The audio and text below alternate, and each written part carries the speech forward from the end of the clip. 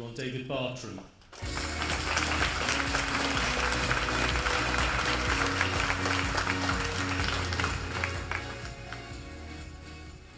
Good morning, thanks very much for having me. I love the music as you come on. I'm going to have that for the beginning of my lessons, I think, when I teach at school, just to wake the kids up and improve my classroom management. My name's David Bartram, Director of SEN for London Leadership Strategy, and essentially we are a school improvement organisation which is led by head teachers and senior leaders, and we believe that actually the knowledge around outstanding SEN provision doesn't sit in some far-flung country somewhere, but actually it sits within us, within schools and within this room at the moment.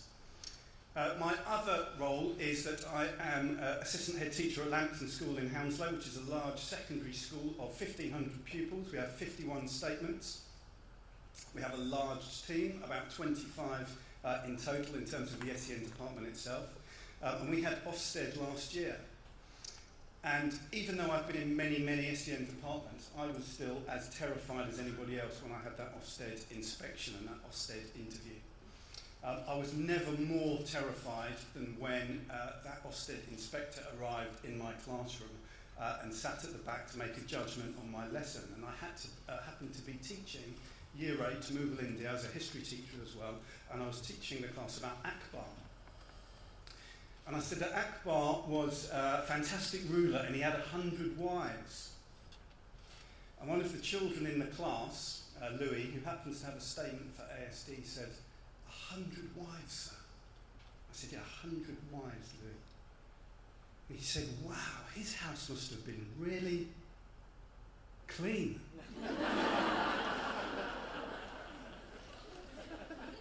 First time I've seen an Ofsted inspector sort of crack a smile at the back of the classroom. She then went on to grade my lesson a 4. No, it wasn't too bad actually.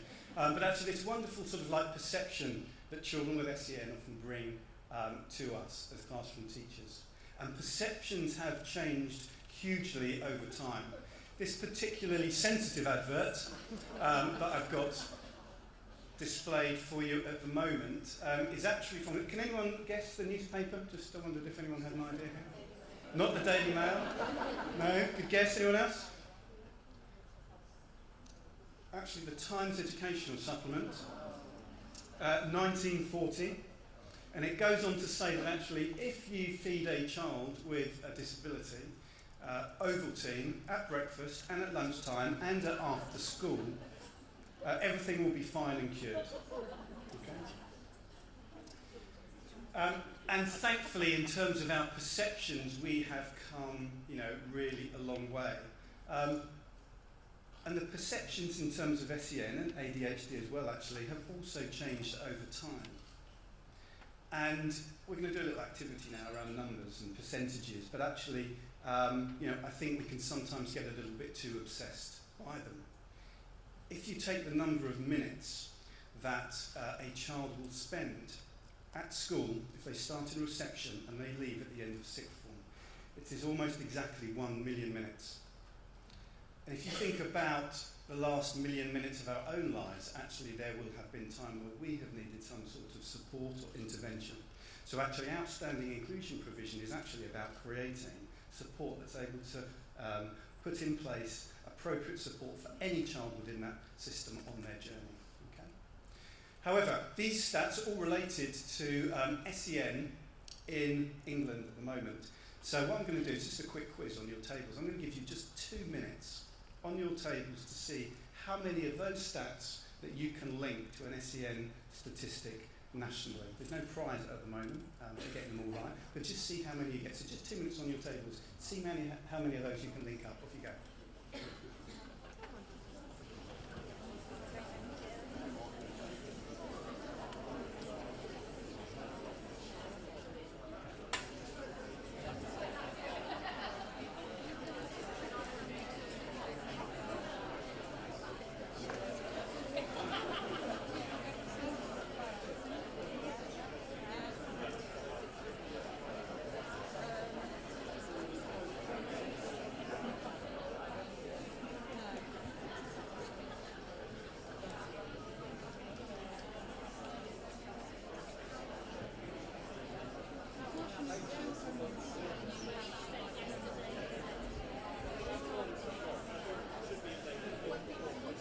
Okay, we're a bit pressed for time, so we'll have a go, see how you've done. We'll start with the big one, 8.4 million. Anyone? Not quite, actually, no. The number of pupils in England at the moment in all schools, okay, in academies, free schools, special schools, mainstream schools and so on, 1.3 million.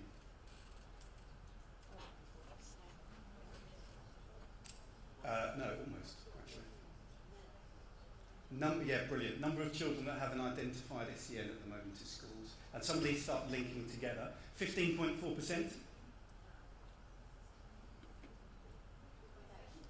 is the percentage of children at the moment, and we're seeing that figure drop considerably after the recent legislation, so it dropped a couple of percent, and actually that percentage has been dropping year on year from around about 2011, okay? 2.8%? Oh, sorry, 15.4% is the number of children with an identified SEN at the moment in English schools. That's it overall. 2.8% is with EHCPs or statements, fantastic. 66% is gender-based. The number of boys with an identified SEN at the moment, 34% is the number of girls. 12.6, well done on that one. 12.6% number of children identified at SEN support. That's the big number that has started to reduce year on year. 2.8% has remained consistent. And these two are exclusion related. 4,950 is the number of permanent exclusions that took place. Okay. Last year, 3,220 is the number of permanent exclusions for children with SEN last year. If you actually break that down further, there were approximately 9,500 fixed-term exclusions in Year 6. There were approximately 32,000 fixed-term exclusions in Year 7. And 8 out of every 10 of those exclusions were for a child with special educational needs. So we know those figures, they're out there, but what are we doing as schools to support children, for example, with SEN, when we know the challenges that they face around transition and so on? Okay. So, just linked to some of that is that in terms of the work that we're doing with London Leadership Strategy, we've been working across a large number of schools now, several hundred, and we sat down with over 200 reports a couple of years ago, and we looked at some of the themes that were coming across in terms of what effective SEN provision actually looked like. And it's really important to say that of all the SEN departments that I've been in, there's absolutely no one perfect model, that every single department is different. It's about fitting your own provision around the context. Every school is different, the range of SEN that you will have in there, the levels of deprivation and so on. But there were some themes that were coming across. So we're just going to share with you, just in a minute and a half or so, what were some of those 10 sort of themes that were coming across in terms of really high quality SEN provision.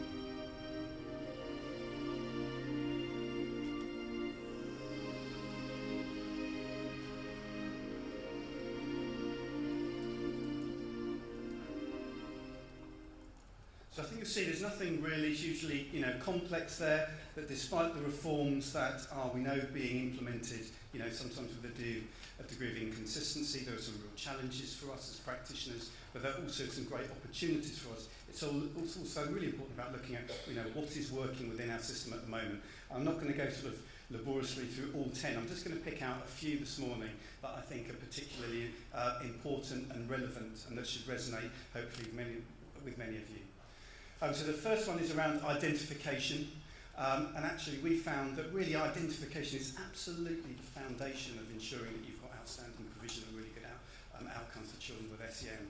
That actually if you don't get your identification right, then your targets for children are incorrect, that the interventions that you're putting in place aren't right, that the data becomes meaningless, that the advice that you give to staff is not appropriate.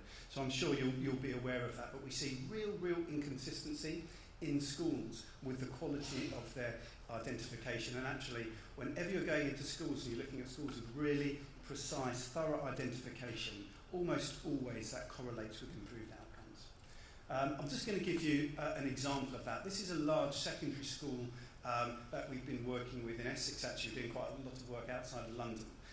And for those Senkos and senior leaders amongst us, you recognise this is raised online. This is the data that you have to put in place and record your SEN population in terms of SEN type.